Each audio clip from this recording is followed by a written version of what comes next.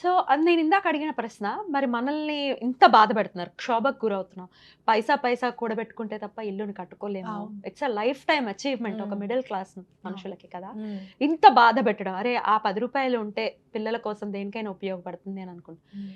మరి వాళ్ళని ఎట్లా కట్టి కుడుపుతుంది అక్క మన ఏడుపులు? ఇప్పుడు పాపం పండిందిగా పద్మిని.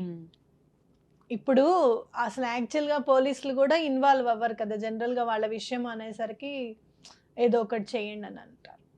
ఒకసారి వీడియో మీరు ఎప్పుడన్నా చూడండి, ఇట్లానే ఆ, అదేంటి బట్టలు షాప్కి వెళ్తే ఆయనని చాలా హింసించేస్తుంటే చీర ఎత్తైపోయింది అనమాట. ఆయన కోపం వచ్చి లేచి ఆయన కూర్చున్న కుర్చీ తీసి తల మీద వేశాడు. మంచి పని చేశారు. అది చూశాను నేను, మనం చూస్తూనే ఉన్నాం, మనం యూట్యూబ్లో ఆ వీడియో ఉంది. అలా ఎప్పుడో అప్పుడు చేసిన పాపం పండుతుంది పద్మిని. ఇప్పుడు చూడు, అసలు ఎవరు ఇన్వాల్వే అవ్వరు అలాంటి విషయాన్ని. పోలీస్ స్టేషన్కి వెళ్ళి ఎఫ్ఐఆర్ దాకా అయ్యింది అని అంటే ఇప్పుడు పాపం పండినట్టే కదా.